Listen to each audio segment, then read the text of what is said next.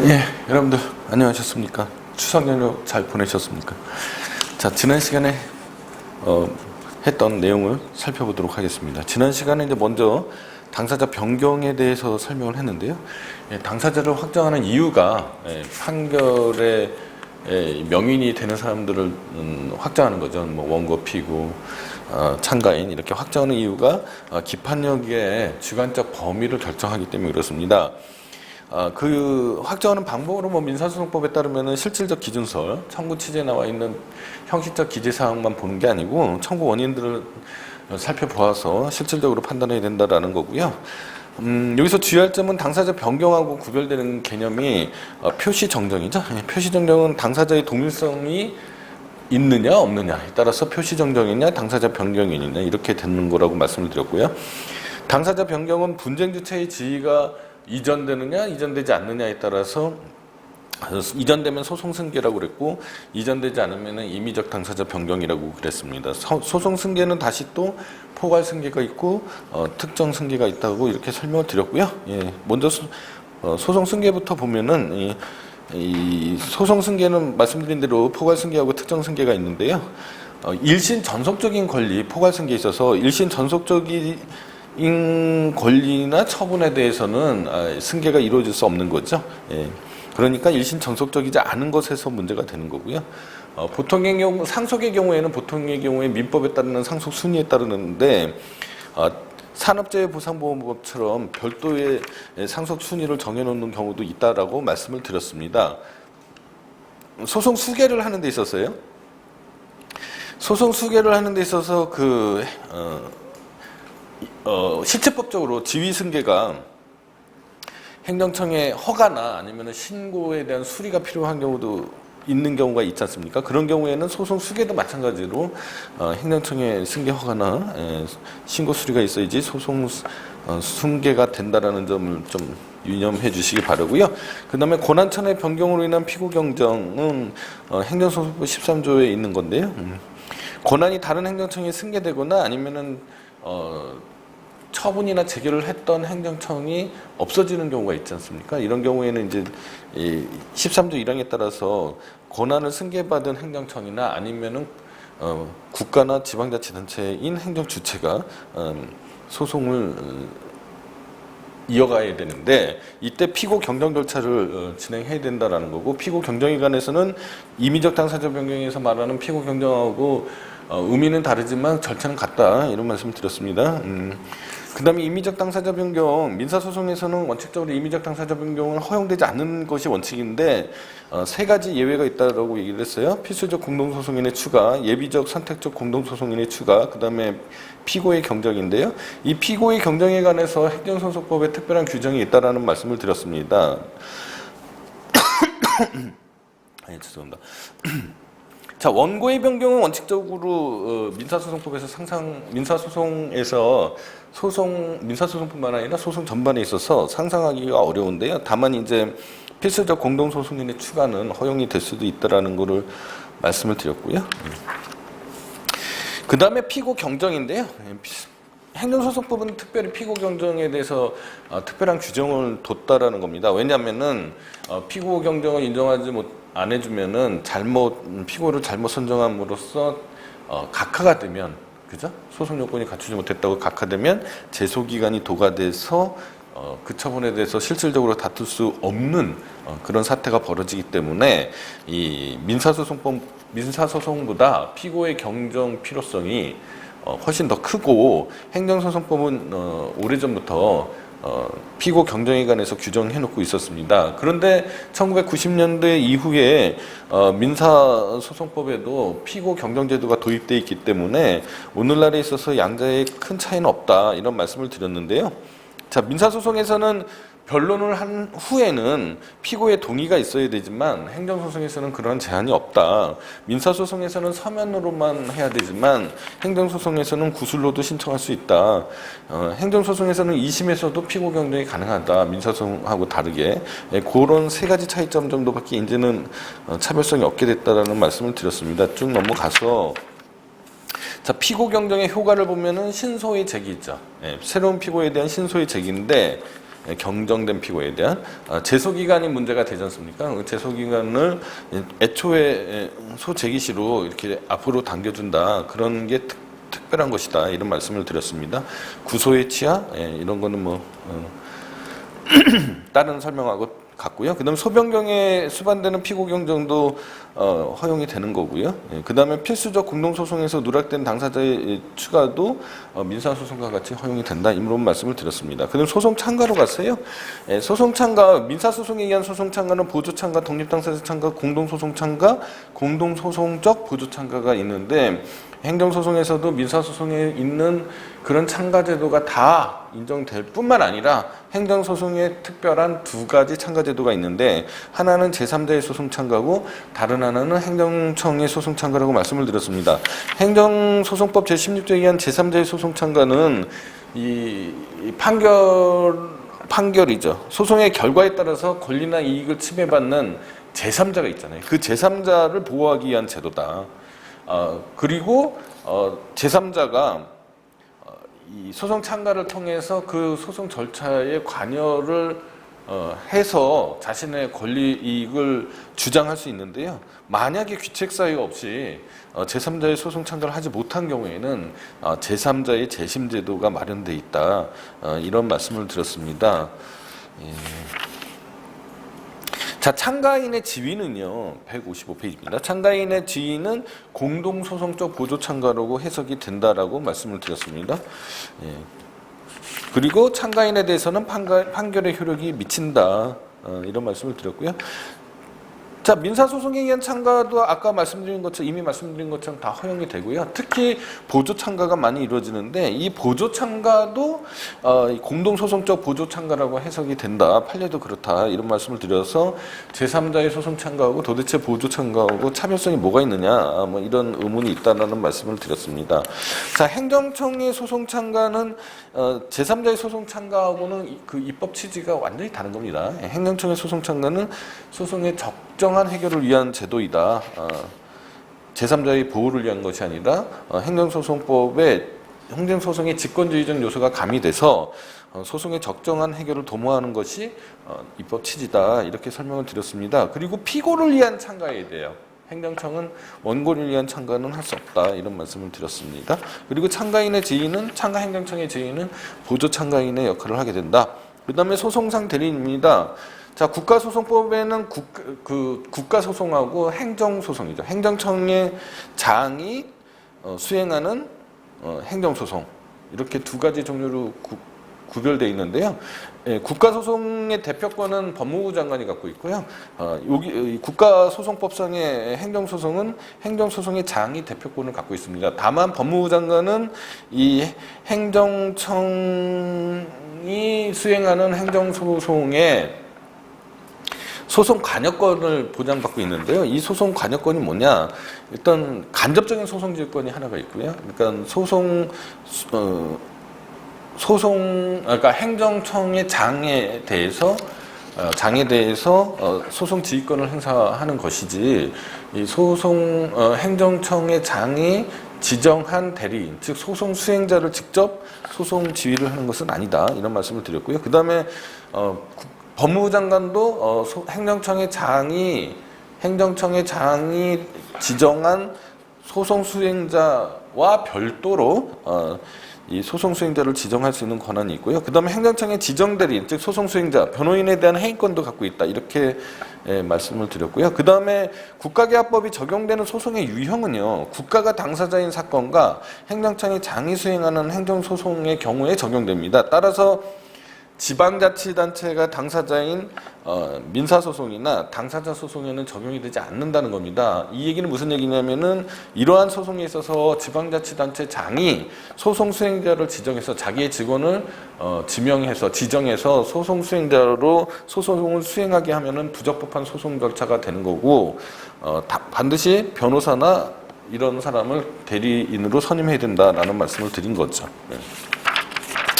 자, 그리고 항고소송의 대상으로서 이 항고소송의 대상이 처분하고 재결이라고 그랬고, 그죠? 예, 처분하고 재결이고, 이것은 소송 요건이 되고 직권조사 사항이고, 당사자의 자백에 구속되지 않고 상고심에서도 유지가 돼야 된다, 이런 말씀을 드렸습니다. 자, 처분의 개념에 관해서 연역적으로 조금 설명을 드렸는데요. 간단히 말씀드리면 일단 뭐 행정소송법에 어떻게 규정되어 있냐면 행정청이 행하는 구체적 사실에 관한 법 집행으로서의 공권력의 행사 또는 그 거부와 그 밖에 이에 준하는 행정작용이라고 행정소송법에 규정되어 있는데, 통상 행정행위는 행정청이 구체적 사실에 관한 법 집행으로서 행하는 권력적 단독적 공법행위라고 정의를 하고 있습니다. 따라서 행정소송법 2조 1항 제1호에 있어서의 처분 개념은 행정행위 더하기 그 밖에 이에 준하는 행정작용, 행정행위 더하기 플러스 알파, 더하기 플러스, 예, 행정행위 플러스 알파 이렇게 된다고 이해하시면 될 것 같고요. 그래서 이 말은 결국은 쟁송법적 처분 개념서를 입각하고 있다라는 거죠. 예. 그 밖에 이에 준하는 행정작용으로 뭐 권력적 사실행위가 가장 대표적인 게 되는 거고요. 예. 그 다음에 처분의 개념적 요소로 잠깐 처분의 개념적 요소에서 설명을 했는데, 먼저 행정청에 행여야 된다고 했고, 행정청에 관해서는 누차 설명을 해드렸습니다. 행정청은 권리 능력을 갖고 있는 사람이, 권리 능력자가 아니죠. 그러니까 행정 주체가 권리 능력자고요. 예. 이 행정청은 행정 주체의 기관에 불과한데, 근데 피고적격, 항고소송의 피고에서는 행정청이 피고적격을 갖는다라는 말씀을 드렸었고요. 어쨌거나 여기서 행정청은 행정 주체의 기관이 되는 겁니다. 그래서 뭐 단독제 기관인 경우가 보통인데, 뭐 위원회 조직과 같은 합의제 기관도 있고요. 그리고 또 위임을 받은 공법인도 행정청이 행정 권한을 위임받은 범위 내에서 행정청이 될 수가 있습니다. 그렇죠? 그리고 국가나 지방자치단체가 국가계약법이나 지방계약법에 따라서 체결하는 계약은 사법상의 계약으로 해석하는 게 대부분 판례인데요. 그 과정에서 부정행위가 개입돼 있으면은 입찰 참가 자격 제한 조치를 할 수 있는데, 그거는 처분으로 보고 있다, 이런 말씀을 드렸습니다. 예, 이게 지난주에 관한 강의를 요약해서 말씀을 드린 거고요. 오늘은 행정행위의 처분의 개념적 요소 두 번째, 공권력의 발동으로 행하는 일방적 공법행위다, 이런 말씀을 드리고 싶은 겁니다. 먼저, 즉 처분은요, 행정주체가 행정객체에 대하여 대등한 관계에서 이루어지는 게 아니고요, 다소 우월적인 지위에서 공권력의 행사로서 하는 작용을 말하는 것입니다. 일방적으로 하는 거죠. 그러니까 민법식 사고방식에 의하면은 하나의 의사표시에서 법률 효과가 발생, 변경, 소멸되는 거니까 이 단독행위가 되는 겁니다. 그렇죠? 민법식 사고방식에 의하면은 단독행위가 되는 거고요. 따라서 공법상 계약은 뭡니까? 쌍방 의사의 합치잖아요. 그러니까 의사표시가 두 개인 거죠. 그러니까 공법상 계약은 또는 사법상 계약은 처분이 될 수 없다라는 얘기가 됩니다. 근데 문제는 뭐냐? 문제는, 자, 계약관계를요, 계약법상의 원리에 따라서 일방적으로 해지할 수가 있겠죠. 계약법상의 원리에 따라서 일방적으로 해지하게 되면은 이게 단독행위란 말입니다. 계약 자체는 쌍방행위이지만, 즉 의사표시가 두 개이지만 그 계약에 기해서 계약을 일방적으로 해지한단 말입니다. 이거는 단독행위가 되기 때문에 이 같은 단독행위인 행정행위, 즉 처분하고 이게 생긴 모양이 같아지는 겁니다. 그래서 이게 도대체 공법상 계약이나 또는 사법상 계약에 기한 이게 해지의 의사표시냐, 아니면은 공권력의 행사로서 처분을 한 거냐, 굉장히 어려워지는 문제가 생길 수가 있습니다. 만약에 처분으로 보게 되면 항고소송을 제기해야 되는 거고요. 해지 의사표시로 보면은 뭐 민사소송이나 아니면 당사자 소송으로 그 해지 의사표시에 관한 무효확인 소송, 뭐 이런 식으로 소송을 제기해야 되는 거죠. 이게 말씀드리기는 굉장히 쉽고 편하지만 실제 관계에 있어서, 현실에 있어서는 이 구별하는 점이 매우 어렵게 되어 있습니다. 먼저 말씀드리고 싶은 거는, 이 뚜렷한 잣대는 없지만은 그 단독행위가요, 그 그 작용이 이 관계 법령, 처분의 관계 법령에 근거해서 행한 거냐, 아니면 계약에 근거해서 행한 것이냐를 판단해 봐야 됩니다. 이게 만약에 계약서에 기재되어 있는 해지권을 발동한 거라고 하면은 뭐 이거는 처분이라고 볼 수가 없겠죠. 네, 없겠죠. 네. 따라서 관계법령이 그 법률관계를 어떻게 규율하고 있는지를 잘 해석해서 판단해 볼 수밖에 없다라는 겁니다. 그런데 이제 간혹 보면은 이 법령에도 예를 들어서 입찰 참가 자격 제한 조치를 말씀을 드리면 법령에도 입찰 참가 자격 제한을 할 수 있는 어떤 근거가 있고요. 계약에도 서로 계약을 맺은 계약에도 그것을 규율해 놓은 경우도 있을 수 있습니다. 그래서 그렇다면 도대체 이게 계약에 근거한 입찰 참가 자격 제한이냐, 아니면은 이 법령에 의한 처분이냐, 또 이것도 문제가 되는 겁니다. 이거는 순전히 의사표시 해석의 문제죠. 과연 관계행정청이 어떠한 의사를 가지고 이걸 처분을 하고자 해서 하고자 한 건지, 아니면은 계약법에 따른 계약상의 해지 조치를 한 건지, 또는 뭐 계약상의 조치를 취한 건지 이 의사표시를 해석해야 되는데요. 자, 그러면 의사표시를 어떻게 해석할까요? 일단 뭐 예컨대 그 서면에 그 조치를 행한 서면에 뭐 행정심판이나 행정소송을 제기할 수 있다라든지, 아니면은 그것을 위해서 뭐 청문을 했다라든지, 뭐 이런 식으로 행정절차법에 따르는 절차를 지켜가면서 했다라든지, 이렇게 된다라고 하면은 이게 처분이라고 봐야겠죠.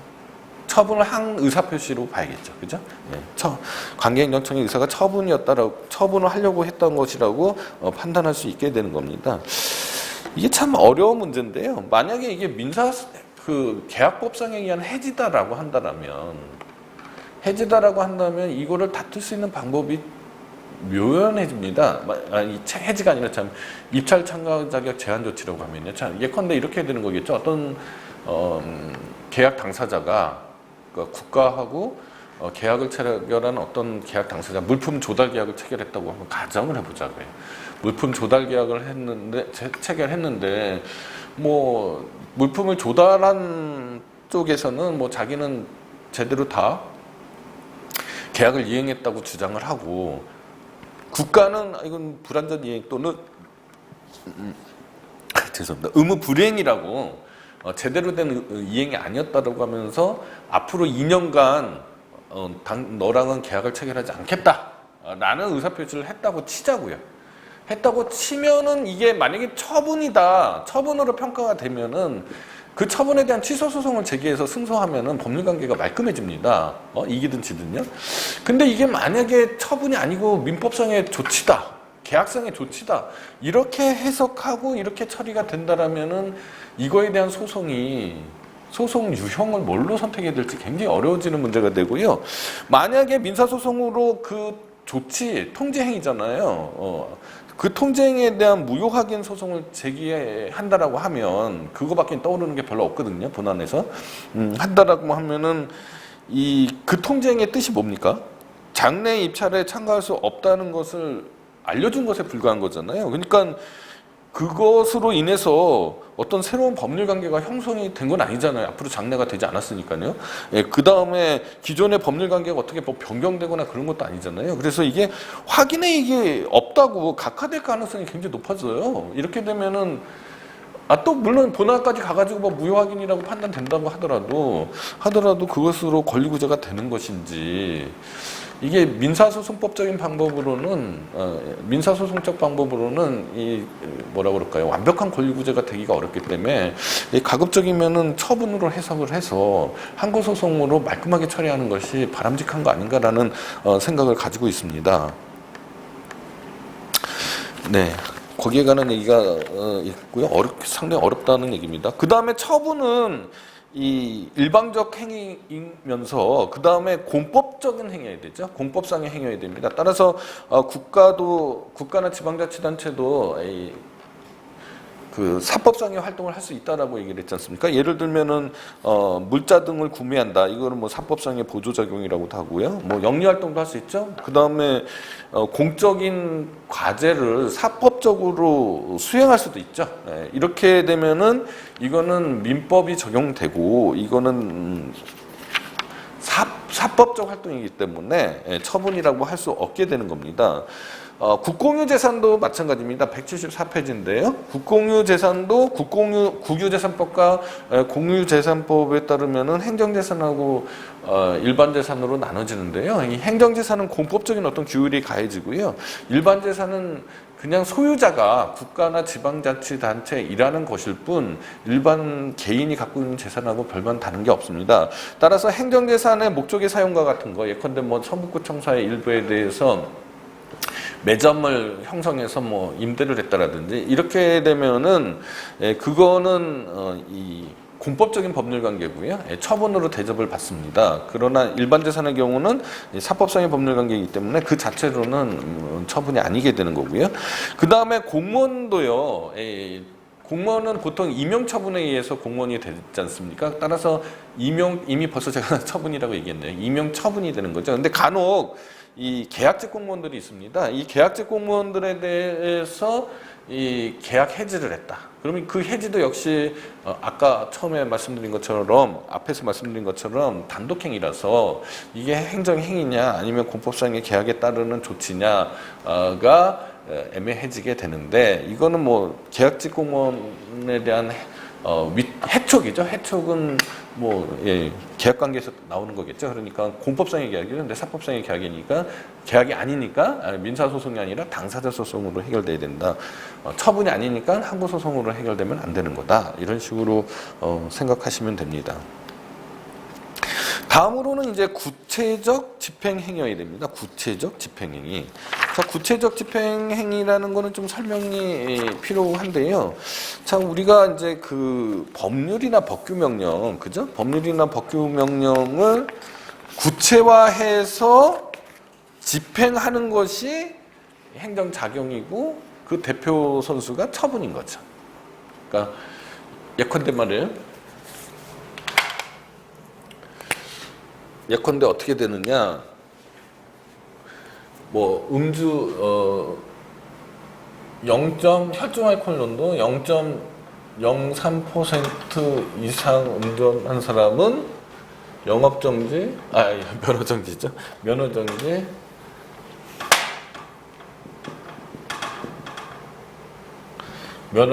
6개월 이하다.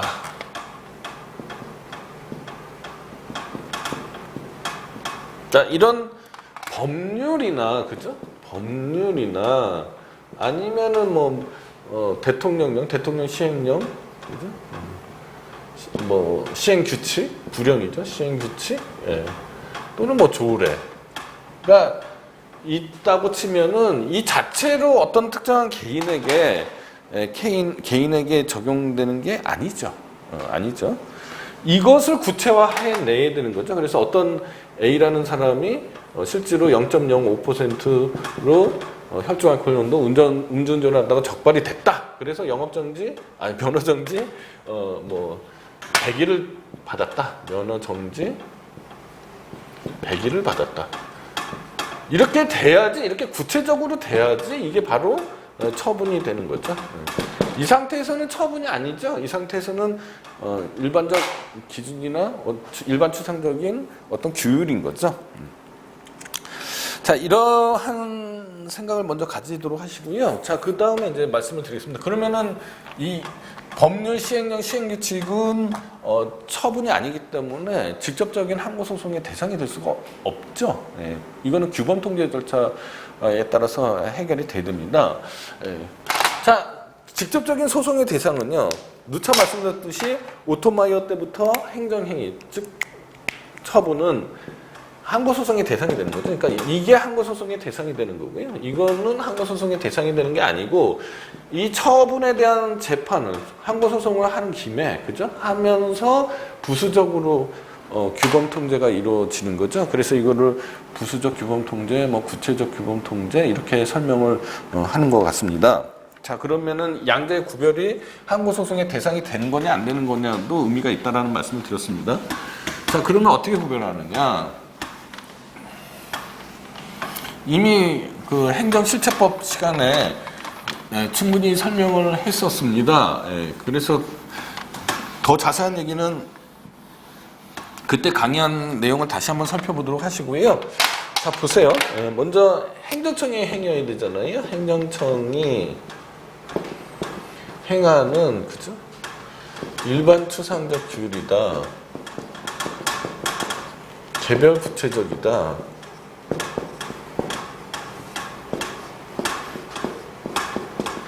자, 이렇게 되는 겁니다. 자, 행정청에 대해서는 이미 여러 차례 설명을 했습니다. 그렇죠? 행정청은 행정주체 기관이라고 말씀을 드렸잖아요. 뭐 장관이라든지 시장군수, 구청장이라든지 이렇게 됩니다. 자, 그 다음에 일반하고 개별이잖아요. 일반하고 개별은 사람을 기준으로 한다라고 말씀드렸어요. 사람. 추상하고 구체는 사안을 기준으로 정하는 겁니다. 그래서 일반은 뭐냐? 불특정 다수의 사람이란 뜻이죠. 불특정 다수의 사람. 그리고 개별은요, 특정한 사람이죠. 추상은요, 불특정 다수의 사건입니다. 불특정 다수의 사건. 구체는요, 특정한 사건입니다. 아까 말씀드렸다시피 만약에 0.03% 혈중알코올 농도 0.03% 이상으로 운전한 사람은 면허정지 6개월 이하로 한다라는 어떤 규율이 있다고 치자요. 그러면 있다고 치자고요. 그러면은 0.03% 운전한 사람 누구나죠. 누구나, 그러니까 일반이 되는 겁니다. 면허정지 그쵸. 운전자 누구나니까 일반이 되고 언제 어느 때 어느 시기에 했든지 간에 다 적용되니까 추상이 되는 거죠. 불특정 다수의 사안입니다. 규율은 뭐예요? 면허정지 6개월 이하에 처해진다라는 뜻이죠. 그러니까 국민의 권리 의무에 직접적인 영향이 미쳐진다. 또는 법률 관계가 발생 변경 소멸된다. 이런 뜻이 되는 거고요. 자, 이 조문에 근거해가지고 A라는 사람이요. 그죠? A라는 사람이 0.05%의 상태로 뭐 2020년 10월 7일 운전을 하다가 적발이 됐어요. 그래서 면허 정지 100일을 받았습니다. 자, 그러면은 이 A는 뭡니까? 이 A는 특정한 사람이 돼서 개별이 되는 거죠. 그 다음에 2020년 10월 7일 0.05%로 운전한 것이니까 구체적인 특정한 사건이 되는 거죠. 그리고 이 사람이 면허정지 100일을 받았으니까 규율성이 있는 거죠. 이렇게 되는 겁니다. 따라서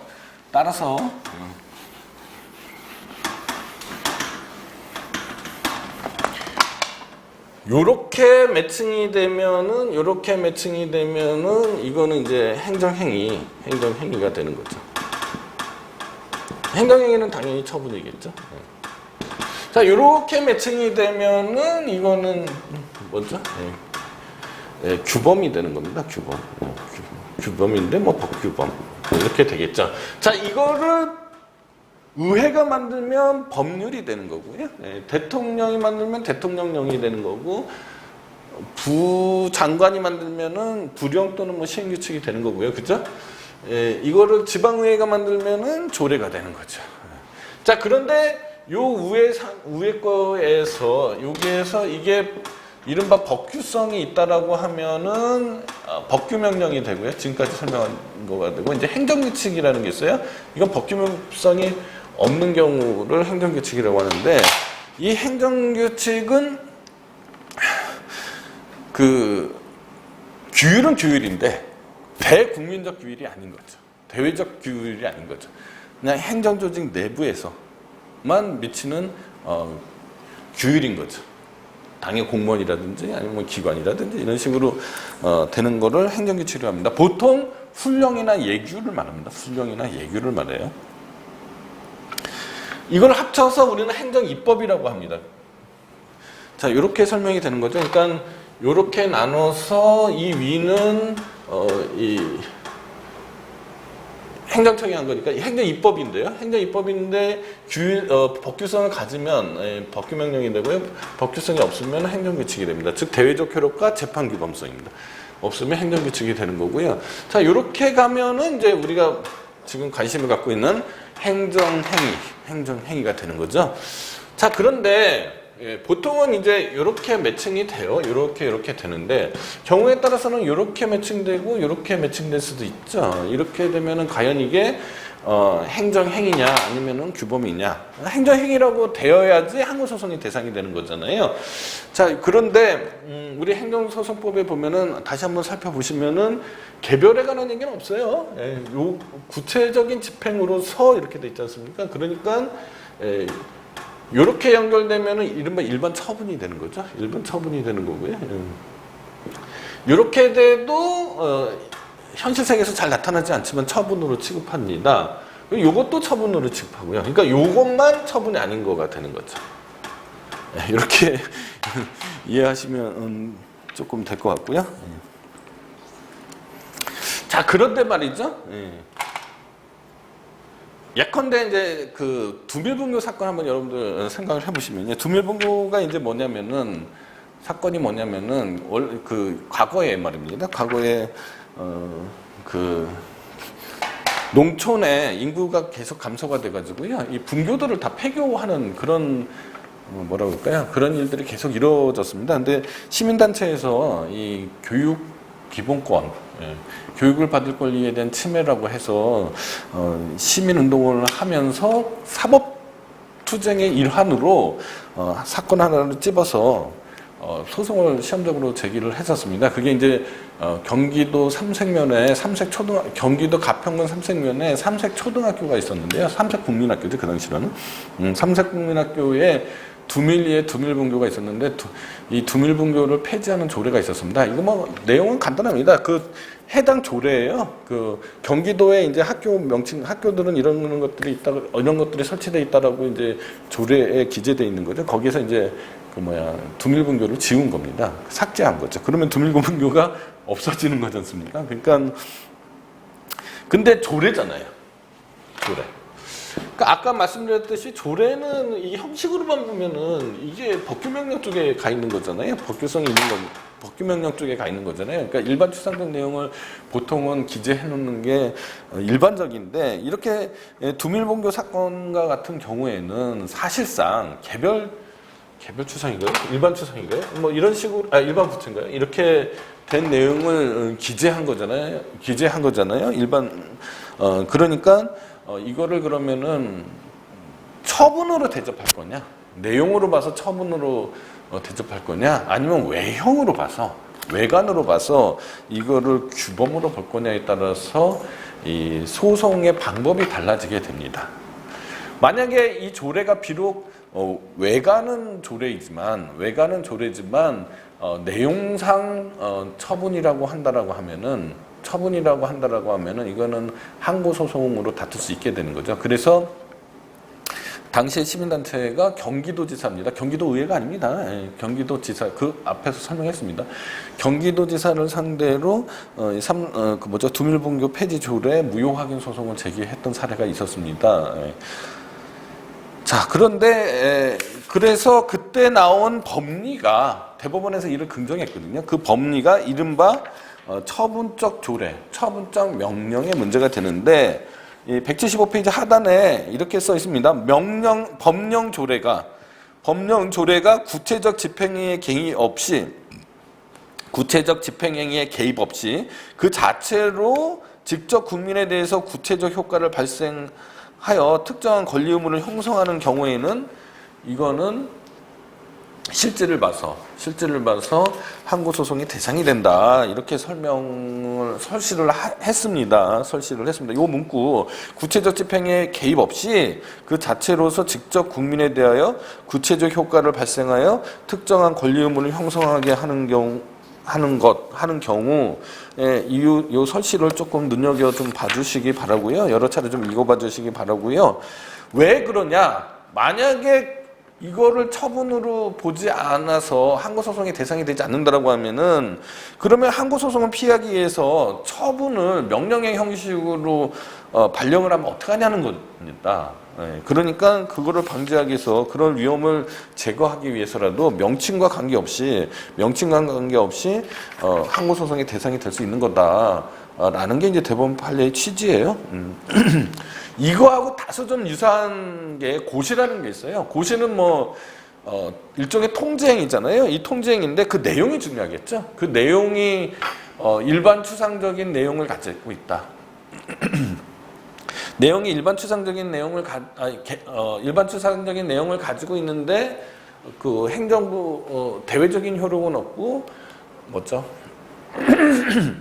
해당 행정 조직 내에서만 효력을 미친다. 그 다음에 재판규범도 안 된다. 법원이 재판부가 법으로 인식하지 않는다. 법원을 구속하지 않는다. 재판규범성과 대외적 구속력입니다. 예, 요 두 가지가 상실되면은 행정규칙이 되는 거고요.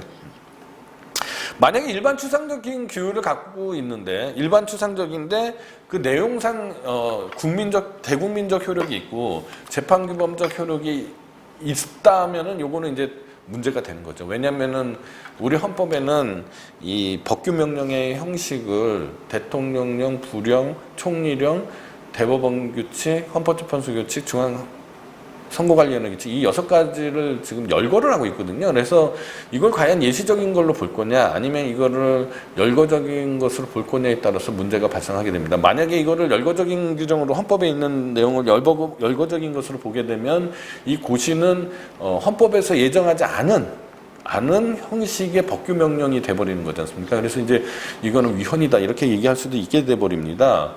이게 이른바 행정규칙 형식의 법규명령론이라고요. 그 행정법 총론의 행정입법 부분을 살펴보셔야 됩니다. 거기에 아주 중요한 테마 중에 하나니까요. 꼭 읽어보시도록 하시기 바랍니다. 여기서 말하고 싶은 거는 뭐냐? 자, 고시잖아요. 통제행위인데 이게 만약에 구체적인 내용을 갖고 있다. 이렇게 되면은 역시 행정행위로서 처분으로 대접받아서 항고소송의 대상이 된다. 이런 말씀을 드리고 싶어서 그런 거를 지금까지 장황하게 설명을 한 거고요. 그 대표적인 판례가요. 이른바 약거고시 사건입니다. 예, 약거고시 사건입니다. 교재를 한번 읽어봐 주시기 바랍니다. 그 다음에 국민의 권리의무에 직접 영향이 있는 법적인 행위다. 예, 말씀드린 이 규율성에 관한 겁니다. 규율성. 처분은 국민에게 특정한 사항에 대해서 법규에 의한 권리의 설정 또는 의무의 부담을 명하거나 기타 법률성 효과를 발생시키게 하는 등 직접적으로 법률 효과를 발생시키는 행위여야 되는 겁니다. 즉 규율성이 있어야 되는 거죠. 자, 이게 근데 어느 게 규율성이 있는지 굉장히 어려워지는 경우가 있습니다. 이 행정이 말입니다. 행정 과정이 말이에요. 그냥 한 번에 순식간에 이루어진다. 한 단계의 절차만 거치고서 순식간에 이루어진다. 이렇게 되면은 굉장히 쉽죠. 쉬운데 보통의 행정 과정은 여러 단계의 절차를 거쳐서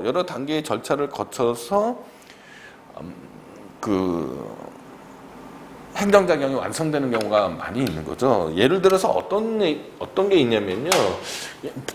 병역 기피자라고 병역법에요. 병역 기피자에 대해서 명단 공개하죠. 그래서 그 제재로 병역 기피자에 대한 제재로서 이 공개 결정을 할 수 있는 규정이 있습니다. 그 절차가 어떻게 되냐면요. 일단 지방병무청장이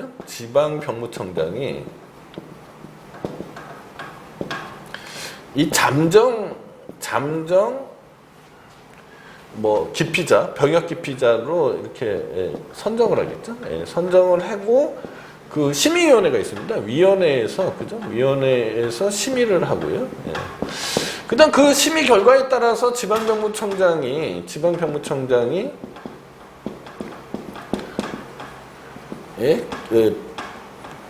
병역 기피 대상자 결정을 합니다.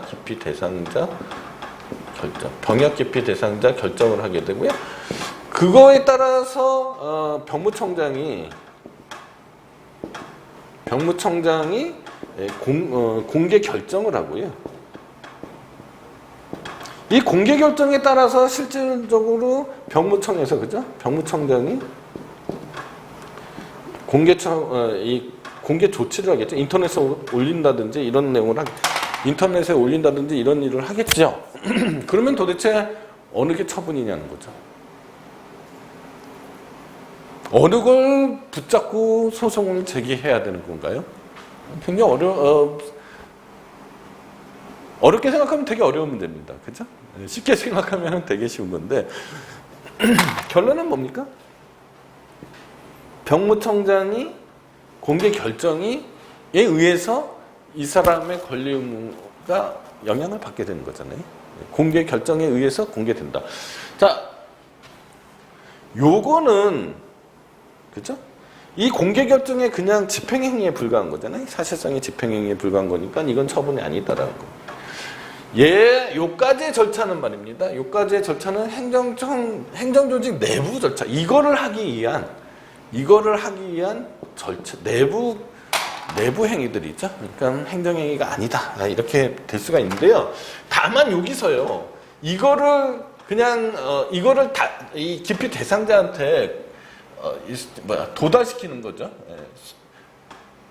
도달시키게 되면, 요거를 서면으로 만들어서 보내주게 되면, 이거는 이제 또 다시 처분이 될 수 있는 거죠. 그러나, 바로 여기로 넘어갈 터이니, 요거에 대해서 소송을 제기했는데, 공개 결정이 이루어졌단 말이죠. 그러면 요거에 대한 소송은 소액이 없게 되는 거죠. 그죠? 요거를 다툴 수 있었기 때문에. 따라서 결과적으로는 이제 이게 처분이 되는 것이다. 이렇게 이해를 하셔야 됩니다. 이게 근데 보통의 경우에는요, 이건 지금 후속 조치가 있었기 때문에 그러지, 만약에 이 조치가 없었다고 치자고요. 후속 조치가 필요한 처분이라서 그렇지, 만약에 이게 없다고 치면은 보통의 경우에는 마지막에 처분이 된다라고 여러분들이 생각하시면은 조금 더 쉽습니다. 마지막에 처분이다. 이거에 의해서 궁극적으로 병역 기피자로서 공개가 되는 거니까, 그렇죠? 비로소 그 사람의 권리 의무 관계에 직접적인 영향을 미친다. 이렇게 이해를 하시면 됩니다. 보통의 경우에 마지막에 있습니다. 아닌 경우도 있지만은 이렇게 후속 조치가 있는 경우는 마지막이 아니지만은 보통의 경우에는 마지막에 있다라고 이해를 하시는 게 좀 편합니다. 이해하기가. 예. 자, 그 다음 얘기는요. 예. 그런데 이제 과거에는 말이에요. 과거에는 이 처분이나 행정행위의 이 개념을 엄격하게 해석했다라고 제가 어떤 기회에서 말씀을 드린 적이 있지 않습니까? 그래서 이 엄격하게 해석을 하는 바람에 이 처분성이라는 거는 소송 요건이잖아요. 그 소송 요건이 충족되지 못했다고 해가지고 각하하죠. 각하하게 되면은 법원의 업무는 경감되지만 국민의 권리 구제 기회는 축소가 된다. 이런 비판들 때문인지 그걸 의식해서인지 최근에는요, 과거의 어떤 내부행위로서 아직 규율성이 없다. 라고 했던 것들이 이렇게 좀 다소 완화되게 해석돼서 이 처분성을 인정하는 경향이 있다. 그런 사례들을 좀 제가 수집을 했으니까요. 여러분들이 좀 읽어봐 주시기 바라고요. 그 다음에 이제 좀 어려운 부분인데요. 좀 어렵습니다. 잘 이해를 하셔야 됩니다. 자, 처분이 규율성을 가져야 되는 거잖아요. 자, 규율성을 가지면은 처분이 되는 거고, 이 처분이라는 것은 뭐예요? 처분인지 아닌지는 대상적격 문제죠. 대상적격 문제. 그죠? 즉, 소송 요건 문제입니다. 자, 이게 처분성이 있다고 통과가 돼야지 본안으로 가는 거죠. 본안에서는 이유가 있느냐 없느냐, 근거가 있느냐 없느냐를 따지는 거지 않습니까? 그러니까 이 처분의 근거가 있느냐 없느냐, 처분이 정당한 처분이냐 아니냐, 적법한 처분이냐 아니냐의 문제는 소송 요건으로서 소송 요건인 대상 적격의 판단 문제가 아닌 거죠. 아닌 거죠. 그러니까 법률의 근거가 없이요. 아무런 근거도 없이 처분을 할 수도 있는 거죠. 물론 위법한 처분이 되겠지만 이게 좀 여러분들이 헷갈리는 부분입니다. 그러니까 소송 요건으로서 처분인지 여부하고 본안에서 그 처분이 이유가 있는지 여부는 전혀 별개의 문제다라고 이해를 하셔야 됩니다. 그러니까 형식적으로 파악했어요. 이게 국민의 권리, 이 처분이 어떠한 행정행위의 액션이 행정청의 액션이 국민의 권리움에 직접적인 영향을 미치면 처분으로서 일단 항고소송의 대상이 되는 거고요. 그것이 법률에 근거한 적법한 거였냐 아니면 그냥 아니었냐라는 것은 본안에서 판단될 문제라는 겁니다. 그러니까 처분의 법적인 근거가 없으니까 처분이 아니다. 따라서 각하해야 된다. 이렇게 잘못 인식하시면 안 된다라는 얘기예요. 자, 처분의 근거가 법령이 아니고요. 그냥 단순한 행정규칙으로 돼 있다. 이럴 수도 있지 않습니까? 예컨대 뭐 최근에 판례 중에 나온 게 뭐냐면 수자원공사에서 이제 도급계약을 체결하는데 입찰 참가 자격 제한 조치를 했습니다. 그 입찰 참가 자격 제한 조치는 수자원공사의 내부 지침, 즉 행정규칙 또는 뭐 아니면 이 공기업 내의 어떤 사규, 내규 이런 거였거든요. 그거에 근거해가지고 입찰 참가 자격 제한 조치를 했는데 법률적인 근거는 없는 거죠. 그래도 처분은 처분인 거라는 겁니다. 처분이니까 항고소송의 대상이 되는 거고 항고소송의 대상에 대해서 본안에서 만약에 이게 위법한 처분이라고 하면은 취소돼야 되는 거죠. 이런 식으로 구제받는 구조로 돼 있다. 자, 그리고 사법상의 계약에 근거해서 어떤 처분을 할 수도 있는 거죠. 그 처분이 적법하냐 위법하냐는 별개의 문제라고 말씀을 드렸습니다. 예를 들어서 어떤 조달청이 말입니다. 물품 구매계약을 체결하면서요. 조달청이 물품 구매계약을 체결하면서 그 불완전 이행 또는 뭐 뭐라고 그러나요? 불완전 이행을 하면 제대로 이행을 하지 않으면은 이 거래 정지 조치를 할 수 있도록 돼 있습니다. 그럼 그 거래 정지 조치를 어디다가 하냐면요. 그 나라장터라는 그 웹사이트가 있습니다. 이게 거기에 등재가 되어야지만 나라장터라는 곳에 등재가 되어야지만 국가기관이나 지방자치단체나 공기업에서 그 업체랑 거래를 할 수 있습니다. 근데 그 둘 사이의 사법상 조달청과 그 계약 당사자 사이의 사법상 계약이죠. 사법상 계약에 근거해서 이 거래 정지 조치가 이루어졌지만 그것이 그 둘 사이에서만의 거래 정지가 아니게 돼버린 거죠. 왜냐하면 나라장터에 등재되는 순간 그 둘 사이에서만 거래 정지가 되는 게 아니라 뭐 국가 외에 있는 지방자치단체도 그 기업이랑 거래를 못하게 되고요. 그 다음에 뭐 공기업도 거래를 못하게 되고요. 이런 효과가 그러니까 계약은 둘 사이에만 미치는 거잖아요. 그걸 넘어서는 효과가 나타났잖아요. 그럼 넘어서는 부분들은 이거는 이 사법상의 계약에 했지만은 처분으로 봐야 되는 거죠. 그래야 이제 항고소송으로 다툴 수 있게 되는 겁니다. 그리고 심지어는요, 아예 처분의 근거가 없음에도 불구하고요, 처분의 근거가 아예 없음에도 불구하고 이런 일들이 일어날 수가 있습니다. 어떤 거냐면 예컨대 과거에 그 경상남도 지사가 그 진지 의료원을 패치했습니다. 진지 의료원을 패치를 했는데요. 이 지방 의료원을 패치할 거냐 설치할 거냐 이것은 지방의회가 결정을 할 일입니다. 지방의회 조례로 결정할 일인데 이 지방의회 이 지방의회 조례에 아무것도 없는데도 불구하고 먼저 경상남도 지사가 선제적으로 패치를 해버린 겁니다. 이렇게 되면은 이게 법률적인 어떤 아무런 근거도 없이 어떤 행정작용이 이루어진 거잖아요. 이거를 처분으로 안 보게 되면 이상한 거죠. 처분으로 봐야지 이유가 없다. 이건 법적인 근거가 없다. 이렇게 되는 겁니다. 그 사건의 결론은 근데 나중에 이제 지방의회가 폐지 조례를 만들었기 때문에 결국은 뭐 소유이익이 없다. 원상회복될 가능성이 없어서 소유이익이 없다. 뭐 이런 식으로 결론이 나긴 났지만 어쨌거나 일단 처분으로 봐야 되는 거죠. 그 다음에 하고 싶은 얘기가 이제 행정청의 내부 행위나 중간 처분인데 예컨대 징계위원 아까 이 얘기랑 비슷합니다. 징계위원회가 그죠? 위원회가 징계 의결을 하죠. 예, 의결을 하고 징계권자가 징계 처분을 하는 거죠. 자, 그러면은 이것은 그냥 내부 행위에 불과한 거죠. 이 징계 의결 자체로는 아직 징계를 받은 게 아니지 않습니까? 징계 의결 자체로는 아직 징계를 받은 게 아니기 때문에 국민의 권리움에 아직 이 사람이 뭐 정직 2개월이라든지 해임이라든지 이걸 받은 게 아니잖아요. 그러니까 이 단계에서는 이거는 국민의 권리움에 영향이 미쳐지지 않은 거고요. 실제로 징계 처분이 있었을 때 비로소 정직 2개월 처분 이런 게 징계권자에서 발령이 됐을 때 비로소 징계 처분으로서 항고소송의 대상이 되는 겁니다.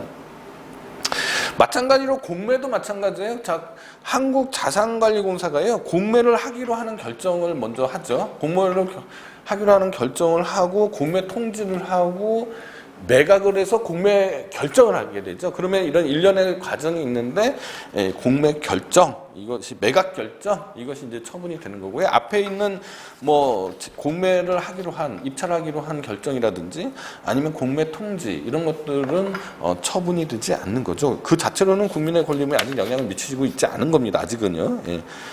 매각 결정이 일어나야지 비로소, 그렇죠? 비로소.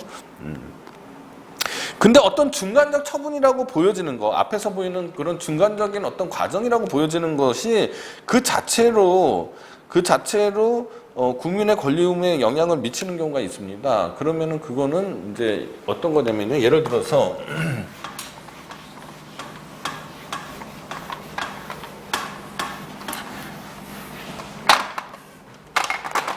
예를 들어서 뭐 철거 명령이 있고요. 철거 명령이 있고, 그 다음에 계고가 있고요. 그 다음에 대집행 영장의 통지가 있고요. 그 다음에 대집행의 실행이 있고요.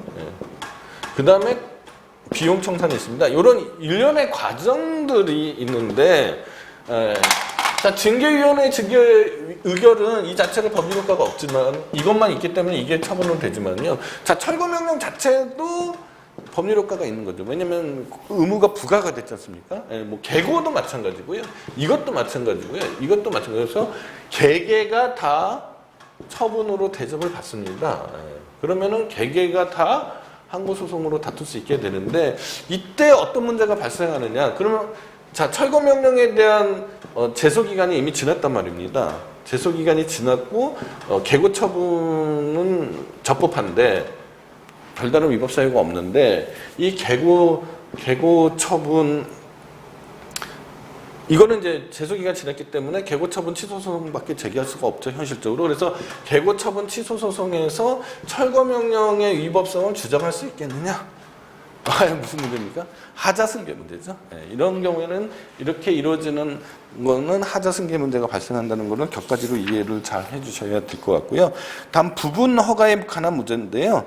자, 한정된 사항이긴 하지만 행정 절차에서 예비 결정, 뭐 부분 허가 이런 것들이 있습니다.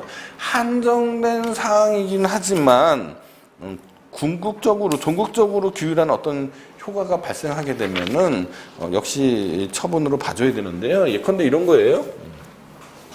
이제 폐기물 처리업에서요.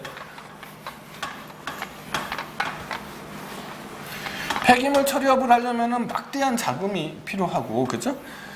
그 다음에 이 민원도 잘 다독거리고 해야지만 폐기물 처리업을 할 수 있게 됩니다. 폐기물 처리업을 할 수 있게 됩니다. 자, 그런데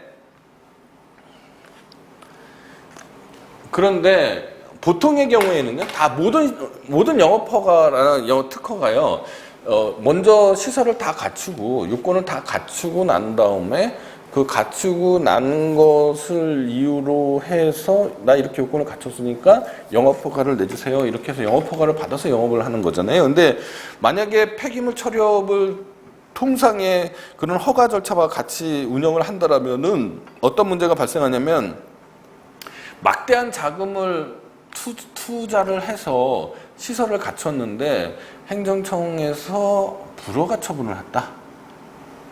요건이 시설이 미비하다고 해서 뭐 불허가 처분했다든지, 뭐 요건이 일부 갖춰지지 않아서 불허가 처분했다든지, 이렇게 되면은 너무 리스키하죠. 너무 이 사람한테 위험이 큰 큰 위험을 부담하게 만드는 거지 않습니까?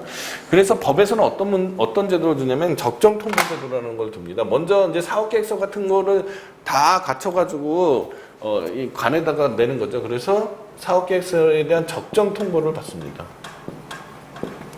자, 적정 통보를 받아가지고요. 그런 다음에 이제 그때 비로소 이제 시설을 투자를 해서 만들어서 영업 허가 절차로 가는 거죠. 그러면 이 적정 통보는 언뜻 보면은 이 자체로 영업 허가를 내준 거는 아니지 않습니까? 그래서 이 적정 통보가 과연 이게 규율성이 있는 거야? 이렇게 이제 의문이 드는 거죠. 의문이 드는데 이 적정 통보를 받은 사람만이 영업 허가를 신청할 권리가 생기는 거죠. 그래서 적정 통보는 처분이다. 라는 게 판례고요. 다음으로는 확약입니다. 확약. 예컨대 뭐 우선순위 결정 같은 경우 말이죠. 자, A라는 사람이 뭐 행정청에 경업자 소송에서 말씀드렸죠. A라는 사람이 90점이고 B라는 사람이 80점을 맞았다. 그래서 A가 이제 우선순위자로 됐습니다. 자, 우선순위를 받은 것 자체로는 아직은 A에게 면허가 나간 게 아니죠. 그냥 행정청 스스로 별다른 일 없으면 A에게 면허를 줄 것이다라는 스스로에 대한 구속이죠. 그래서 이거는 확약은 처분으로 보지 않는 것이 판례입니다. 따라서 이 경우에는 이 단계에서는 B가 우선순위 결정에 대해서 소송을 제기할 수 없는 거죠. 이거에 기해서 실제로 면허가 나가야지만 항고소송을 제기할 수 있게 되는데요. 다만 이제 어떤 C라는 사람도 같이 신청을 했는데 이 C가 결격 사유가 있습니다. 결격 사유가 있어서 우선순위에 탈락했습니다. 우선순위에서 탈락을 했어요. 그러면은 이렇게 되면은 이거는 이미 이 면허 이름은 우선순위 탈락이지만 이 면허가 거부된 거지 않습니까?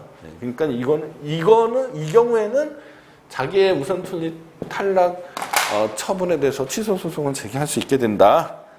라는 거를 말씀을 드리는 거고요. 그 다음에 행정계획인데요. 행정계획은 이 기본계획이라는 게 있고요. 도시군 기본계획이라는 게 있고요. 도시계획에서 말씀을 드리면 도시군 관리계획이라는 게 있습니다. 이거는 이제 행정실체법의 행정계획에 관한 부분을 다시 한번 살펴보시도록 하시는데요. 실체적인 내용은요. 자, 보통의 경우에 기본계획은, 도시군 기본계획은 이 장기적인 플랜입니다. 그래서 앞으로 예컨대 향후 20년의 어떤 마스터 플랜을 만들고 그 마스터 플랜에 따라서 구체적인 계획을 짜겠죠? 그 구체적인 계획이 도시군 관리 계획이 되는 겁니다. 그래서 도시군 관리 계획에는 용도 지역, 용도 구역, 용도 지구, 도시 기반 시설 결정, 이런 등등의 구체적인 도시 기본 계획에 기반한 구체적인 계획들이 이루어지는데 그거를 도시 관리 계획이라고 합니다. 그런데 도시군 기본계획은 보통의 경우에 이 행정청이 거기에 기반해서 도시계획을 짜라는 거니까 구속력이 있긴 있지만 행정청에 대한 구속력만 있다고 보는 겁니다. 도시계획청에 대해서만 구속력이 있다고 보기 때문에 보통의 경우에 기본계획은 행정행위가 아니다, 즉 처분이 아니다라고 보는 거고요. 판례가요. 관리계획, 도시군 관리계획은 처분으로 보게 됩니다. 구체적으로 예컨대 주거지역으로 설정이 됐는데 자기 어떤 땅을 가진 사람이 주거지역으로 설정되면 그 사람은 주거지역에 따르는 건축행위가 제한이 되지 않습니까? 따라서 규율성이 있다고 보는 거죠. 그래서 관리계획은 처분성이 있고 기본계획은 처분성이 없다. 대략 이렇게 판단하시면 됩니다. 따라서 하수도 정비 기본계획, 4대강 살리기 마스터 플랜 이런 이